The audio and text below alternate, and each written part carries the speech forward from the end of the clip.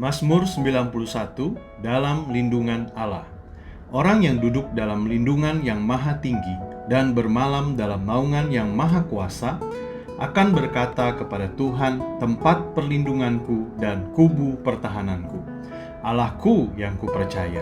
Sungguh dialah yang akan melepaskan engkau dari jerat penangkap burung, dari penyakit sampar yang busuk. Dengan kepaknya ia akan menudungi engkau, di bawah sayapnya engkau akan berlindung, kesetiaannya ialah perisai dan pagar tembok. Engkau tak usah takut terhadap kedahsyatan malam, terhadap panah yang terbang di waktu siang, terhadap penyakit sampar yang berjalan di dalam gelap, terhadap penyakit menular yang mengamuk di waktu petang. Walau 1.000 orang rebah di sisimu dan 10.000 di sebelah kananmu, tetapi itu tidak akan menimpamu. Engkau hanya menontonnya dengan matamu sendiri dan melihat pembalasan terhadap orang-orang fasik. Sebab Tuhan ialah tempat perlindunganmu, yang maha tinggi telah kau buat tempat perteduhanmu. Malapetaka tidak akan menimpa kamu, dan tulah tidak akan mendekat kepada kemahmu.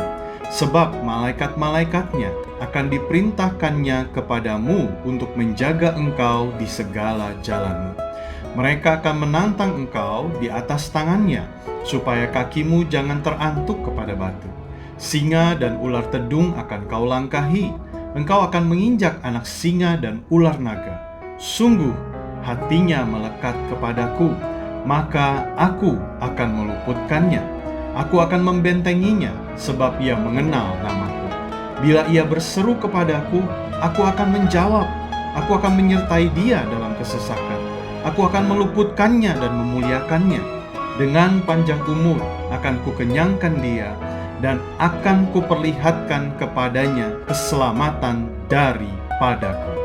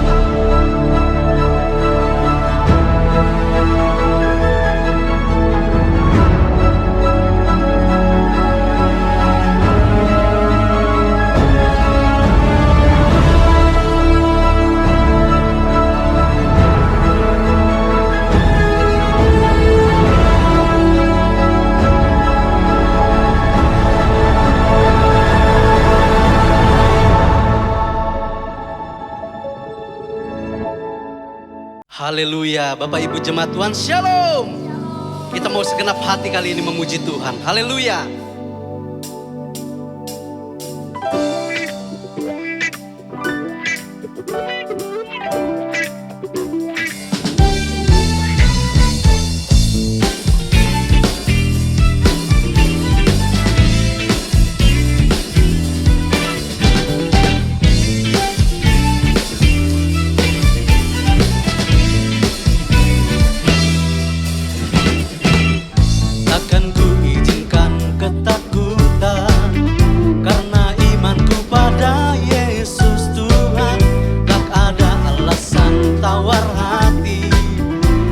Yesus ada di sini.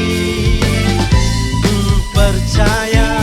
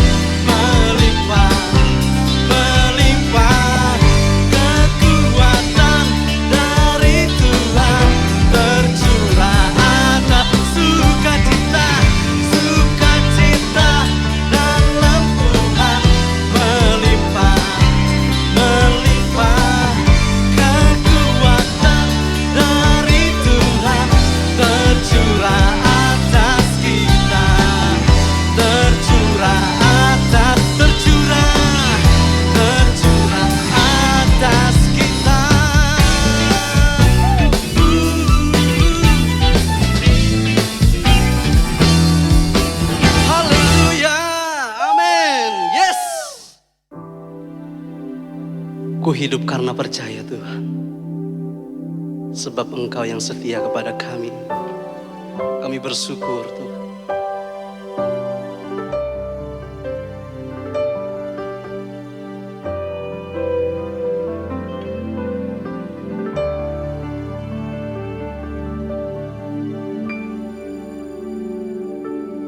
Ku hidup karena percaya Kau yang berjanji setia, pengharapanku selalu ada di dalam-Mu. Ku tidak akan menyerah meski dalam kesesakan. Seluruh hidupku dalam genggaman-Mu.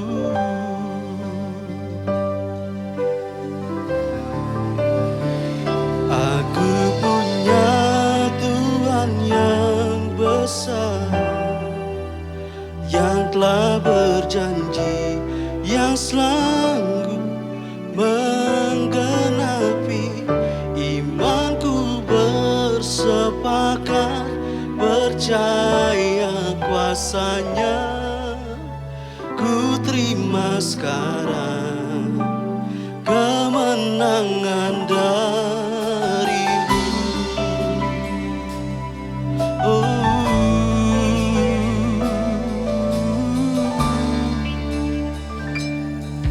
Hidup karena percaya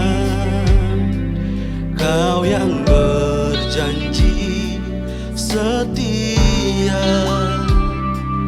pengharapanku selalu ada di dalam-Mu. Ku tidak akan menyerah meski dalam kesesakan. Seluruh hidupku dalam genggaman-Mu. Oh, aku punya Tuhan yang besar, yang telah berjanji, yang sanggup menggenapi. Imanku bersepakat percaya kuasa-Nya. Ku terima sekarang kemenangan dari-Mu. Dengan segenap hati kita,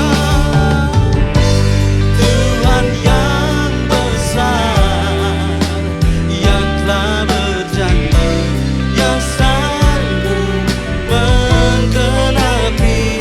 Imanku bersepakat percaya kuasa-Nya. Ku terima sekarang kemenangan dari-Mu. Aku punya Tuhan yang besar, yang telah berjanji, yang sanggup menggenapi. Imanku bersepakat percaya kuasa-Nya. Terima sekarang. Oh, aku punya Tuhan yang besar, punya Tuhan yang besar, yang telah berjanji, yang sanggup menggenapi. Imanku bersepakat percaya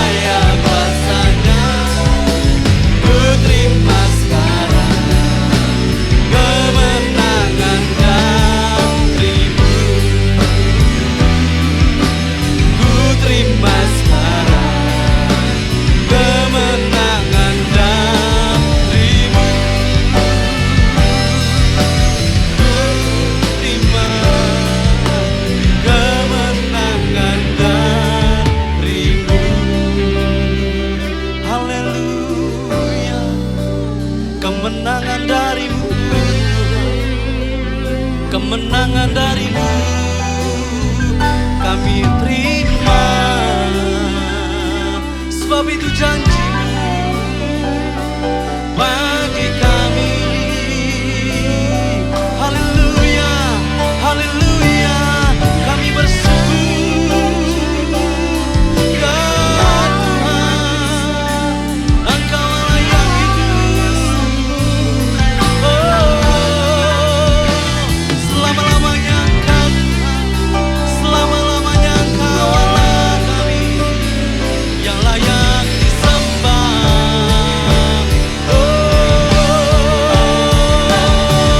Ya Allah bakat sembah, ya Allah, ya Allah, ya Allah, ya Allah, ya Allah. Ya Allah besar.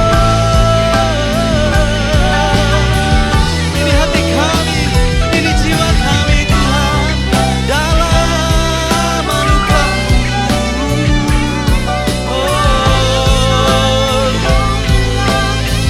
Sebab kami punya Tuhan yang besar. Haleluya.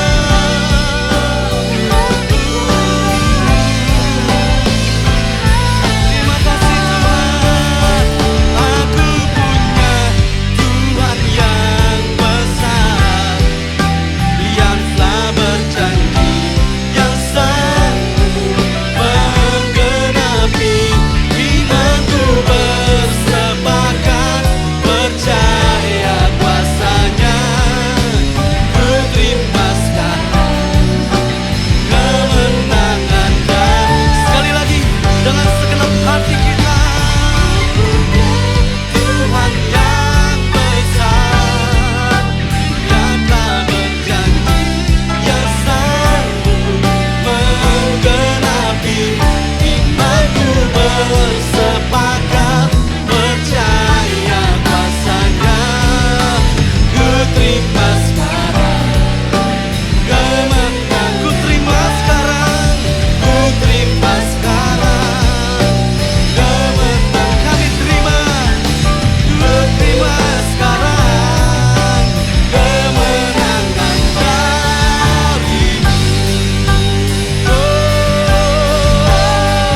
Haleluya. Haleluya,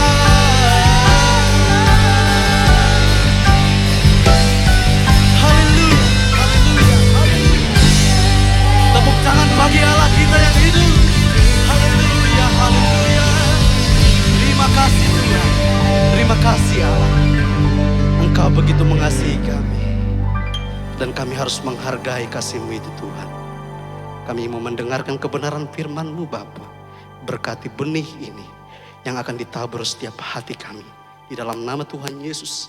Haleluya. Amin.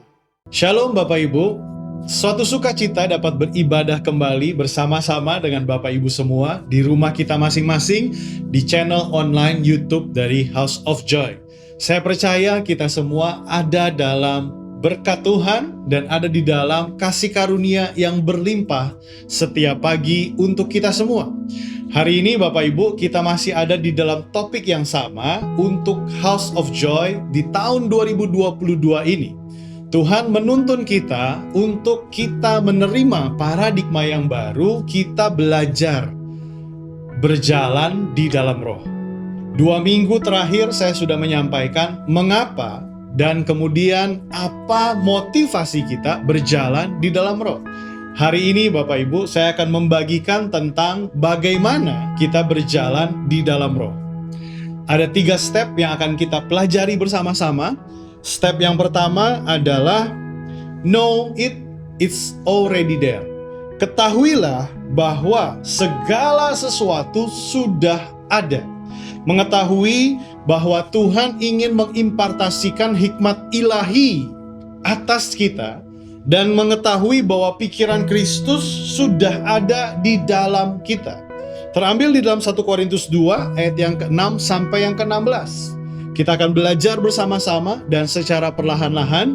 Ayat yang ke-6 dikatakan, sungguh pun demikian, kami memberitakan hikmat di kalangan mereka yang telah matang, yaitu hikmat yang bukan dari dunia dan yang bukan dari penguasa-penguasa dunia, yaitu penguasa-penguasa yang akan ditiadakan.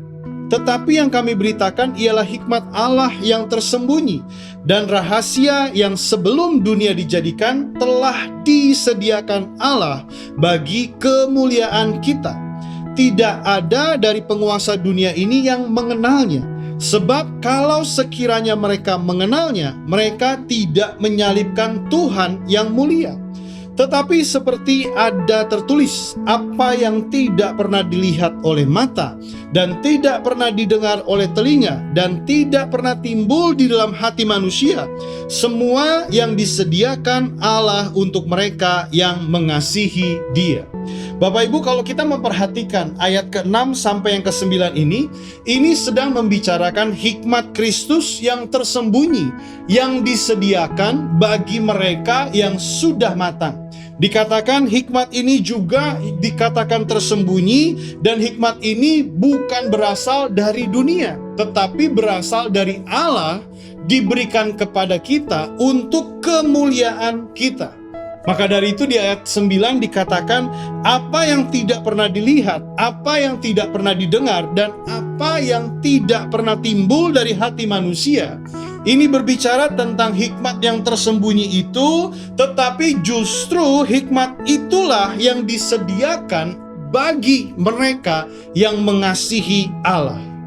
Saya percaya kita ini adalah orang-orang yang mengasihi Allah kita. Jadi sudah pasti Bapak Ibu, saat kita menerima Kristus sebagai Tuhan dan Juru Selamat, Dia memberikan, Dia menyediakan hikmatnya untuk kita semua. Bapak Ibu dan saya adalah orang-orang yang telah menerima Roh-Nya. Dan di dalam Roh-Nya kita juga menerima pikiran Kristus. Di sini kita dapat melihat koneksi antara kasih karunia dan pikiran Kristus yang diberikan untuk kita secara cuma-cuma. Pada saat kita menerima Dia, pada saat kita lahir baru, pada saat kita berkata bahwa Dialah Juru Selamat, percaya di dalam hati kita, maka Bapak Ibu dan saya, kita menerima pikiran Kristus. Ayat yang ke-10 katakan, karena kepada kita Allah telah menyatakannya oleh Roh, sebab Roh menyelidiki segala sesuatu, bahkan hal-hal yang tersembunyi dalam diri Allah. Saudara, Bapak Ibu semua, pikiran Kristus ada di mana? Pikiran Kristus ada di dalam Roh yang sudah kita terima. Ayat ke-12 dikatakan kita tidak menerima roh dunia, tetapi roh yang berasal dari Allah, supaya kita tahu apa yang dikaruniakan Allah kepada kita. Karena kepada kita, Bapak Ibu semua, yang sudah percaya di dalam Kristus, kata kita ini menegaskan bahwa hikmat Allah yang tersembunyi ini tidak diberikan kepada semua orang, hanya bagi mereka yang percaya dan telah dipenuhi oleh Roh-Nya. Dan ini juga menjadi tujuan kenapa kita lahir baru, yang lama sudah berlalu dan yang baru datang. Artinya pada saat kita menerima Dia, kita dipenuhi dengan kuasa Roh Kudus. Dan pada saat kita dipenuhi dengan Roh-Nya, saudara dan saya, kita memiliki pikiran Kristus. Jadi kalau kita bertanya, di mana kita memiliki hikmat Allah? Di mana kita memiliki pikiran Kristus? Bapak Ibu, pikiran Kristus ada di dalam roh kita. Dalam 1 Korintus 2 ayat yang ke-16 dikatakan, sebab siapakah yang mengetahui pikiran Tuhan sehingga ia dapat menasehati Dia, tetapi kami memiliki pikiran Kristus.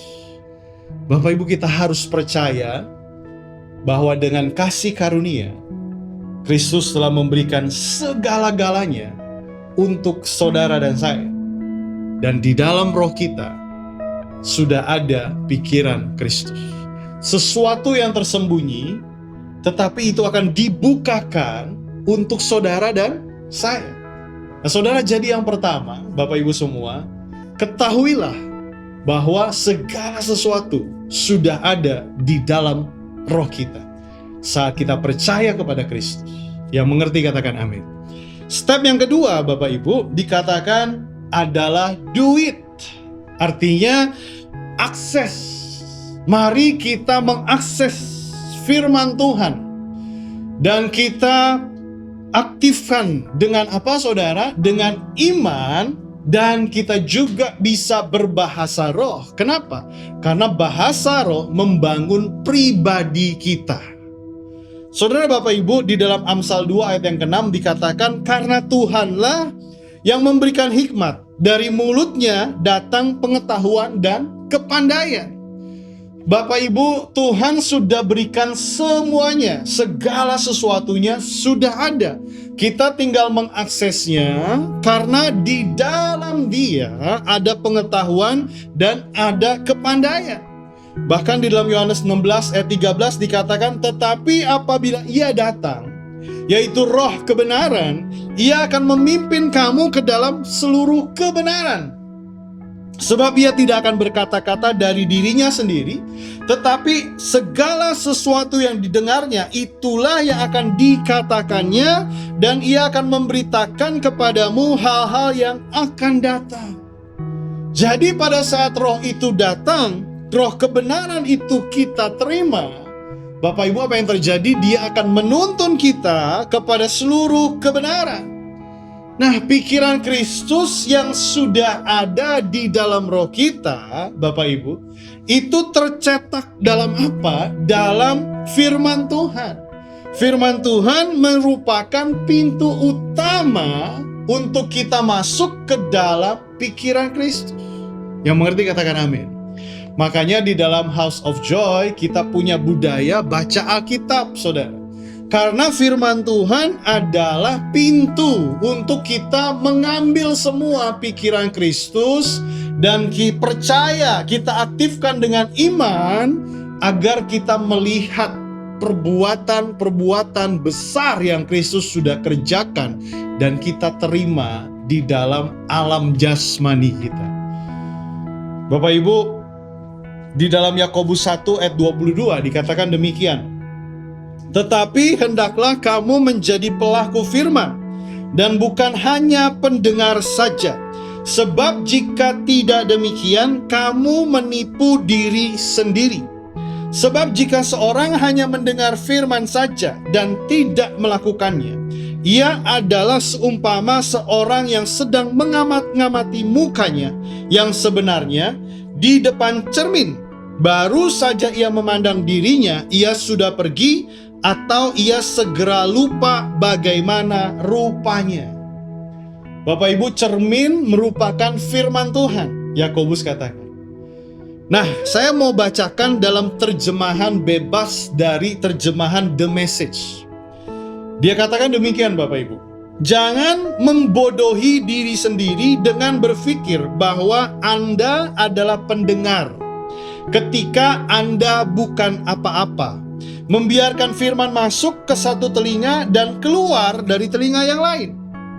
Bertindak berdasarkan apa yang Anda dengar. Saya ulangi, bertindak berdasarkan apa yang Anda dengar. Mereka yang mendengar dan tidak bertindak, mereka yang mendengar dan tidak bertindak, seperti mereka yang melihat ke cermin, berjalan pergi, dan 2 menit kemudian tidak tahu siapa mereka, seperti apa mereka.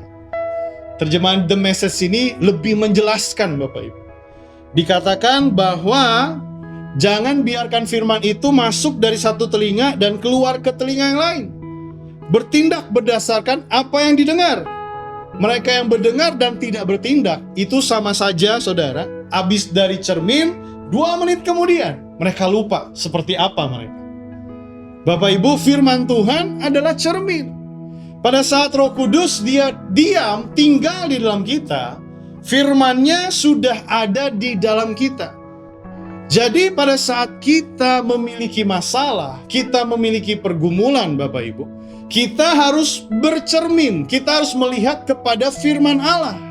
Sehingga apa? Sehingga kita dapat mengetahui jalan keluar yang harus kita ambil.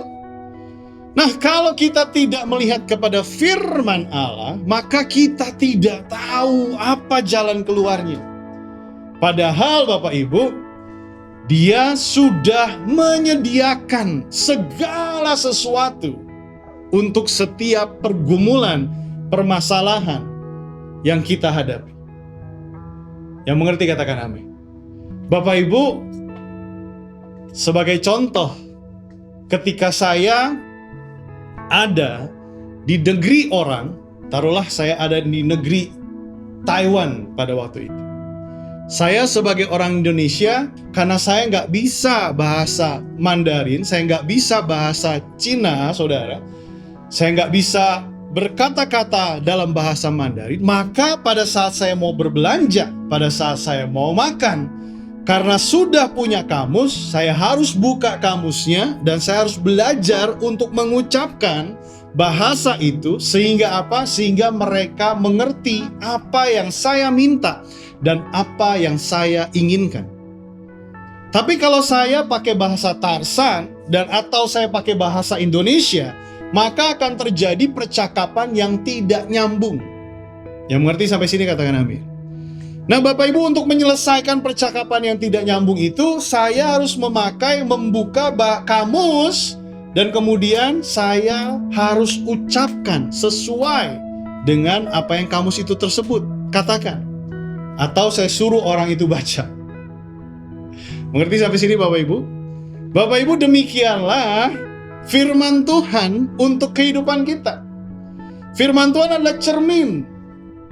Di dalam firman Tuhan sudah ada semuanya.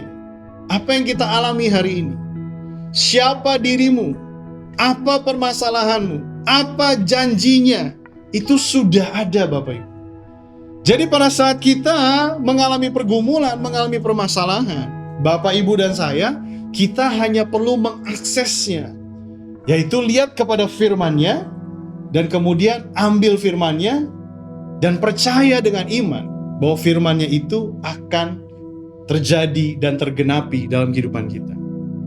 Yang mengerti katakan amin. Nah Bapak Ibu, yang ketiga, saudara dan saya harus choose it, pilih dan hidupi. Live it, choose it dan live it. Pilih dan hidupi. Kenapa Bapak Ibu? Karena memilih adalah urusan kita. Pilihlah kebenaran. Roh kita yang berkuasa dan kita bisa memilih untuk membiarkan roh itu, roh kita, Roh Kudus, roh yang dimana Kristus tinggal di dalam kita itu mendominasi. Jadi Bapak Ibu, pilihan ada di tangan kita. 2 Korintus 3:17 katakan, sebab Tuhan adalah roh dan di mana ada roh Allah, di situ ada kemerdekaan. Pilihlah untuk hidup dalam kebenaran. Pilihannya ada di dalam tangan saudara. Sekarang apa yang kita gumulkan, permasalahan yang kita gumulkan saudara, kita dapatkan jalan keluarnya ketika kita memilih memakai pikiran Kristus atau kita pakai pikiran dunia atau pikiran kita pribadi. Yang mengerti katakan amin. Nah saudara, Bapak Ibu, bagaimana kita berjalan di dalam roh saudara? Yang ketiga, pilihlah dan hidupi. Nah Bapak Ibu, ada satu kejadian dalam beberapa minggu yang lalu. Saya tiba-tiba ada sebuah perasaan khawatir dan akhirnya menjadi kekhawatiran. Gitu saudara Bapak Ibu semua ya. Nah saudara Bapak Ibu, saya punya perasaan khawatir dan akhirnya jadi kekhawatiran. Saat itu dari pikiran, hati udah tidak damai rasanya. Dan kemudian saat berdoa rasanya susah berdoa gitu ya Bapak Ibu ya. Nah saudara, pilihannya adalah di tangan saya. Saya mau tetap terintimidasi atau percaya kepada kebohongan yang dibuat oleh iblis, pikiran dunia, atau saya memilih untuk memikirkan pikiran Kristus. Nah saudara Bapak Ibu, hari itu saya ambil handphone saya. Nah inilah yang Bapak Ibu harus lakukan. Ambil handphone kita, bukan untuk buka sosmed, tetapi untuk cari ayat Alkitabnya. Saudara bisa googling, cari ayat tentang kekhawatiran. Nah saudara, hari itu saya ambil handphone saya, di googling saya cari ayat tentang kekhawatiran. Saya baca ada muncul 10 ayat, 25 ayat tentang kekhawatiran. Saya baca satu persatu ayat itu saudara. Dan ayat pertama belum ada yang nendang di dalam hati gitu saudara ya. Ayat kedua kayaknya belum nyambung, ayat ketiga juga nggak nyambung. Sampai ayat ke-7 atau ke-8 tiba-tiba ada satu ayat yang nendang, yang bold, yang tebal sekali yang ada di dalam hati saya. Dia bilang, janganlah kamu khawatir, janganlah kamu bimbang, tangan kananku itu bersama dengan kamu. Nah saudara, pada saat ayat itu muncul Bapak Ibu, saudara, ayat itu kayaknya nendang banget, kayaknya tuh tebel banget di dalam roh saya. Dan akhirnya apa yang terjadi? Saya ulang-ulang terus, saya perkatakan terus ayat itu. Janganlah kamu khawatir sebab akulah Allahmu. Janganlah kamu bimbang sebab akulah Tuhanmu. Saudara, saya terus ulang-ulang saudara, sampai akhirnya masuk ke dalam pikiran saya yang tadinya dipenuhi dengan pikiran dunia, yang tadinya dipenuhi oleh pikiran pribadi, pikiran sendiri saudara tentang kekhawatiran, yang which is kita sebut itu kebohongan si iblis. Tiba-tiba karena saya menghafal, saya perkatakan, saya ulang-ulang terus, janganlah khawatir sebab akulah Allahmu, janganlah kamu bimbang sebab akulah Tuhanmu, aku yang memegang tangan kananmu. Saya ulang-ulang terus saudara, Bapak Ibu semua, sampai masuk ke dalam pikiran. Bahkan saya tambahkan dengan saya berdoa dalam roh untuk membangun roh saya secara pribadi. Dan secara perlahan demi perlahan Bapak Ibu, kekhawatiran itu mulai hilang. Dan saya lebih percaya kepada pikiran Kristus. Yang mengerti sampai sini katakan amin. Nah Bapak Ibu, hari ini pilihannya adalah di tangan kita. Pada saat kita ada kekhawatiran, pada saat kita ada ketakutan, pada saat kita punya masalah yang kita gumulkan apapun itu, pekerjaan kita, masa depan kita, keuangan kita, hubungan sesama, orang tua, anak, suami, istri, apapun masalah kita Bapak Ibu, hari ini dengan media teknologi yang sudah memudahkan kita, Bapak Ibu tinggal ambil handphone Bapak Ibu, cari di Google search ayat-ayat yang berhubungan dengan masalah yang engkau sudah gumulkan, dan kita dapat memilih untuk memakai pikiran Kristus dan kita dapatkan kemenangan. Amin Bapak Ibu. Jadi saudara, Bapak Ibu semua, hari ini sangat mudah sekali bagaimana kita berjalan di dalam roh. Yang pertama Bapak Ibu, know it. Segala sesuatu sudah ada. Yang kedua saudara, Bapak Ibu semua, do it. Kita perlu mengakses firman Tuhan yang sudah ada. Firman Tuhan adalah cermin untuk kita semua. Yang ketiga Bapak Ibu, kita perlu choose it, live it, hidupi itu, pilih dan hidupi kebenaran itu. Nah saudara, ketika tiga hal ini kita praktekkan dalam setiap pergumulan, maka saya percaya kebenaran firman Tuhan akan menjawab kehidupan, permasalahan yang Bapak Ibu sedang gumulkan. Dan kita akan hidup berjalan di dalam roh, berjalan bersama dengan Kristus yang tinggal, yang diam di dalam kita. Yang percaya katakan amin. Mari kita satukan hati, kita berdoa. Bapa di surga, hari ini hamba-Mu berdoa untuk setiap firman yang sudah disampaikan. Biarlah firman ini dapat menjadi rema dalam kehidupan Bapak Ibu semua, jemaat Tuhan yang Kau kasihi. Biarlah kami dapat berjalan biarlah kami dapat berjalan bersama Kristus yang tinggal diam di dalam kami. Biar kami dapat berjalan dalam roh. Biarlah semua firman Tuhan yang kami sudah baca, Tuhan, itu menjadi cermin di dalam setiap kehidupan kami, dan kami dapat memilihnya, menariknya keluar untuk kami dapatkan manfaatnya di dalam setiap kehidupan kami. Karena kami percaya firman itu sudah ada di dalam kami pada saat kami menerima Engkau sebagai Tuhan dan Juru Selamat. Pada saat kami sudah menerima Roh-Mu yang tinggal di dalam kami, pikiran-Mu, hikmat-Mu sudah ada di dalam kami.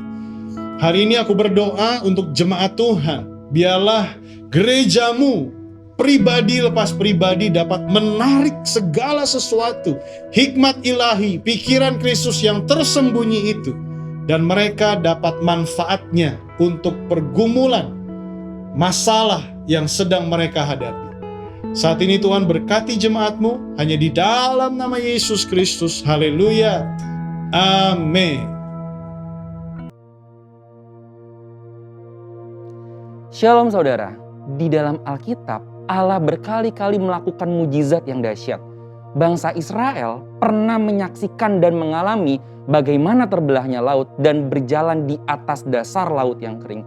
Namun sayangnya hal tersebut tidak membuat bangsa Israel benar-benar mempercayai Allah. Melainkan dalam cerita selanjutnya kita tahu bangsa Israel justru memberontak kepada Allah. Saudara, mujizat adalah tindakan Allah untuk menyatakan kasih dan menolong manusia dengan cara merubah apa yang mustahil bagi manusia menjadi tidak mustahil. Sebab bagi Allah tidak ada yang mustahil. Tetapi yang perlu dicatat adalah mujizat tidak pernah menjadi tujuan utama. Tujuan dari terjadinya mujizat adalah pertobatan kepada Allah. Dan mujizat terbesar bagi manusia bukanlah tuli mendengar, lumpuh berjalan, tetapi karunia keselamatan Allah yang disediakan lewat penebusan Kristus. Pertobatan sendiri berarti melakukan kehendak Allah dan berbalik kepada Allah dan meminta ampun atas segala dosa. Namun sayangnya Alkitab seringkali mencatat ketika kita sudah diberi mujizat tetap saja tidak bertobat atau mengalami pertobatan tetapi tidak bertumbuh. Ada beberapa contoh dalam Alkitab yang bisa kita lihat. Pertama, peristiwa keluarnya bangsa Israel dari tanah Mesir dengan berbagai mujizat besar. Seperti kasut yang tidak pernah rusak selama 40 tahun. Apakah saudara terbayang berapa kasut yang dibutuhkan untuk perjalanan 40 tahun di padang gurun? Bisa 10-15 kasut. Tetapi bangsa Israel hanya membutuhkan 1 kasut. Jika sekarang kasut itu adalah sandal atau sneaker. Belum lagi air yang keluar dari gunung batu dan makanan yang turun dari langit. Sedemikian dahsyat mujizat Tuhan. Namun tetap saja diakhiri dengan sungut-sungut dan pemberontakan kepada Tuhan. Kedua, Matius 11 ayat 20 mencatat, lalu Yesus mulai mengecam kota-kota yang tidak bertobat. Sekalipun di situ ia paling banyak melakukan mujizatnya. Dalam pelayanannya di bumi, Tuhan Yesus sangat banyak melakukan mujizat. Tetapi ironisnya, kota-kota yang mengalami mujizat ini tidak bertobat sehingga dikecam oleh Tuhan Yesus. Ketiga, cerita Simon sang penyihir dalam Kisah Para Rasul yang tak mengerti bahwa mujizat diberikan agar manusia bertobat. Dan rasanya hal-hal seperti ini terus berulang sampai hari ini. Meskipun ada banyak mujizat, tidak semua orang yang menerima mujizat melakukan pertobatan yang sejati. Lalu apa sebenarnya prinsip, tujuan, dan maksud mujizat yang Tuhan berikan kepada manusia? Yang pertama, mujizat membuka pintu pertobatan. Seperti yang dikatakan di awal, mujizat bukanlah tujuan akhir. Melainkan dari tujuan terjadinya mujizat adalah pertobatan kepada Allah. Oleh sebab itu, sia-sialah seseorang mendapatkan mujizat apabila tidak mengarahkan hidupnya kepada pengenalan akan Tuhan Yesus. Setelah mujizat terjadi, ada yang lebih penting dari mujizat itu sendiri, yaitu Tuhan Yesus. Dalam hal ini perlu ditekankan bahwa yang terpenting bukan hanya mengalami mujizatnya, tetapi kehidupan pertobatannya dan pengenalannya akan Tuhan Yesus setelah mendapatkan mujizat. Yang kedua, mujizat akan menunjukkan kuasa Tuhan atas hukum alam semesta.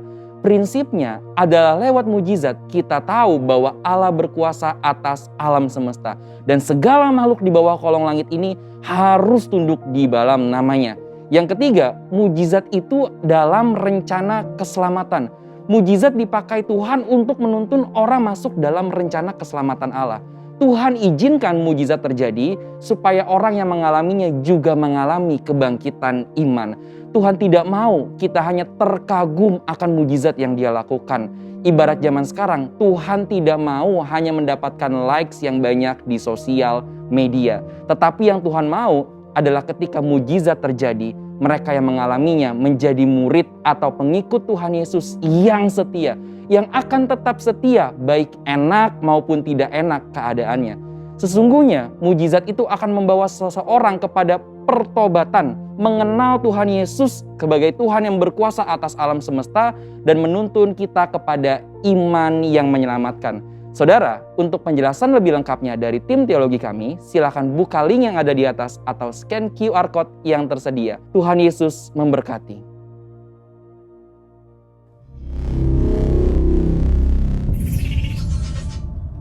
Haleluya. Apakah Bapak Ibu semua diberkati hari ini? Dan saya berdoa biarlah apa yang kita pelajari bersama-sama dapat membantu kita bertumbuh dan dapat memberikan jawaban untuk setiap kehidupan kita. Bapak Ibu, mari kita belajar bersama-sama berjalan dalam roh, karena Kristus sudah tinggal, diam di dalam kita semua. Yang percaya katakan amin. Bapak Ibu, kita akan akhiri ibadah kita. Mari beri yang terbaik untuk Tuhan, karena saya tahu, kita semua tahu, bahwa Kristus juga sudah memberikan yang terbaik untuk kita. Beri yang terbaik, dan Tuhan akan memberkati kehidupan kita saat kita menabur di dalam ladang yang Tuhan percayakan kita bertumbuh bersama-sama. Mari kita akhiri, kita berdoa bersama-sama dan terima berkat yang terbaik daripada Tuhan. Kami bersyukur untuk hari ini Bapa. Kami percaya Tuhan memberkati kami dan kami mau memberi persembahan, persepuluhan. Tuhan berkati gerejamu yang mengelola, biarlah semuanya dapat berguna untuk memberkati kehidupan kerohanian kami. Kami dapat mendapatkan makanan rohani yang membuat kami bertumbuh menjadi pribadi yang sehat di dalam Kristus.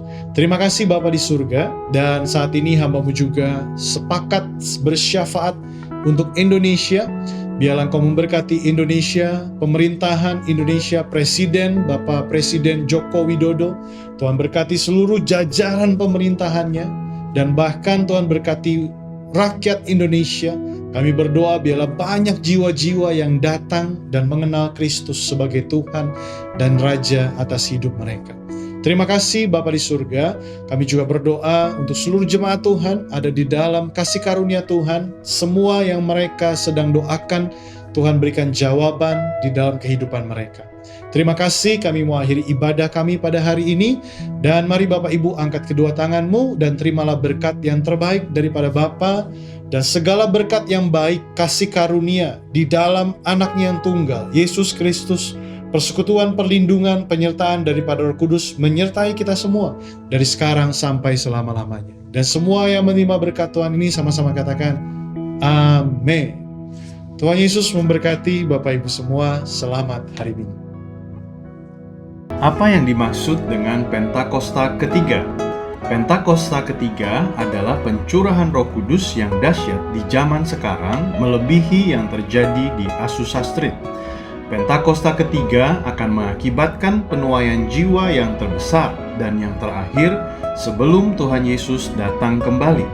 Pentakosta ketiga akan membangkitkan generasi Yeremia, yaitu anak-anak muda yang dipenuhi Roh Kudus, cinta mati-matian kepada Tuhan Yesus, tidak kompromi terhadap dosa, dan akan bergerak untuk memenangkan jiwa.